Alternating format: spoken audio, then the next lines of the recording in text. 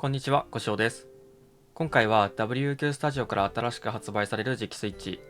WS ダイヤモンドシリーズのカリナンとハートオブオーシャン、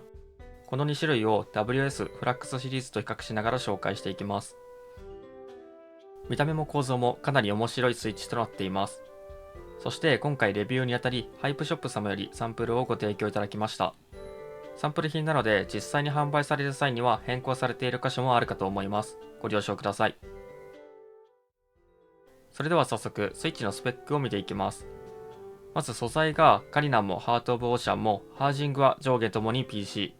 ステムがカリナンは PA12、ハートオブオーシャンがポムとなっています。素材以外のスペックは同じで、スプリングが 23mm、初期オーカーツが 35g、ボトムオーカーツが 45g となっています。それでは次に外観を見ていきます。上から見ると名前の通りダイヤモンドを連想させられる見た目でかなり綺麗です。パッと見だと LED ディフューザーがついているようには見えませんが、上下に LED ディフューザーがついているデュアルディフューザー方式を採用しています。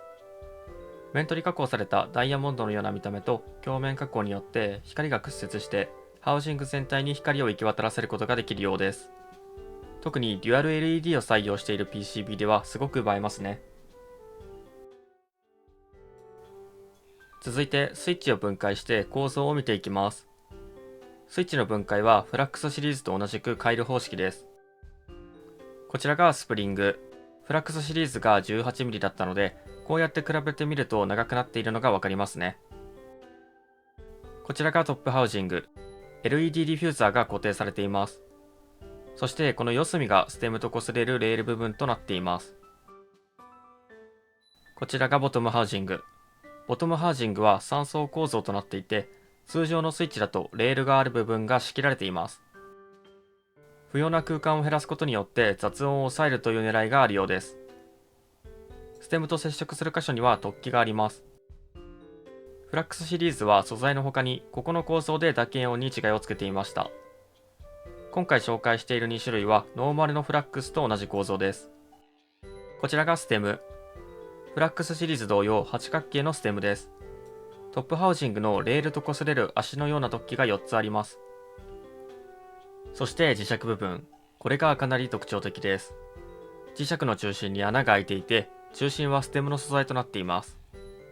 この部分がボトムハウジングの突起とぶつかるようになっていて、磁石がボトムアウトしないようになっています。最近では磁石がステムの素材で覆われているスイッチがいくつか発売されていますが、この構造はそれらとは違ったアプローチでかなり斬新です。はい、それではサウンドテストを行います。ダイヤモンドシリーズ2種の他に、フラックスシリーズのフラックス、フラックスディープクラッキー、フラックスオーシャンウィスパーの3種類、合計5種類スイッチを使用してサウンドテストを行います。使用するキーボードはこちらです。アルミプレートに ABS キーキャップを使用したクラッキーな打鍵を目指して組んだキーボードです。ダイヤモンドシリーズにはこれが合うんじゃないかなと思い採用しました。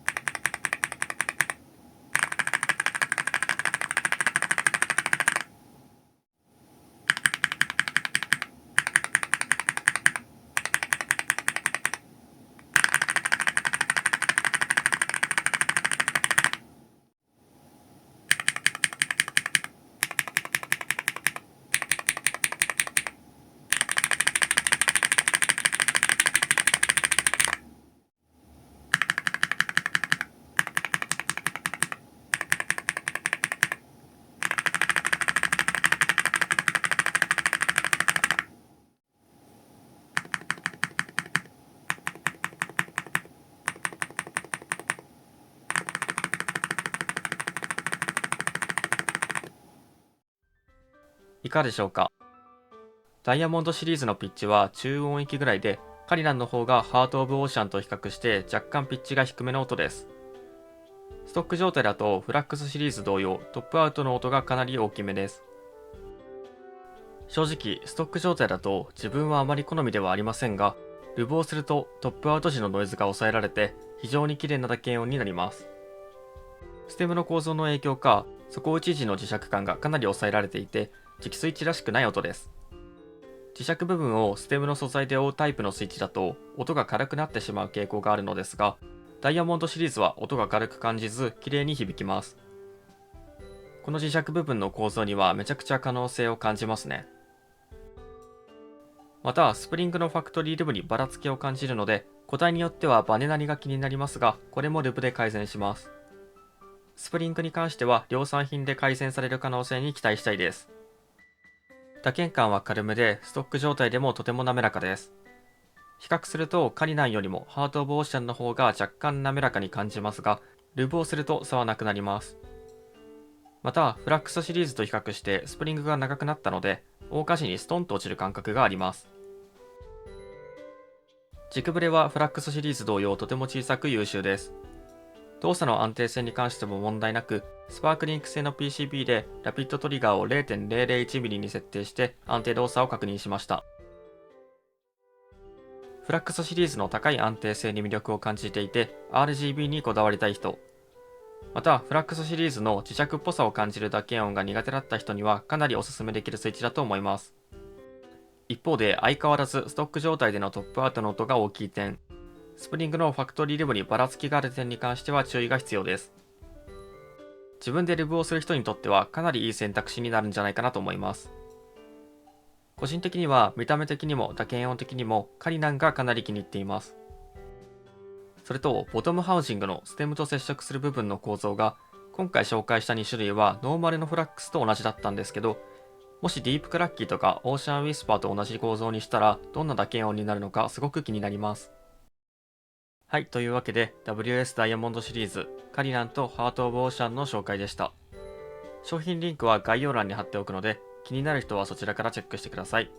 それではご視聴ありがとうございました。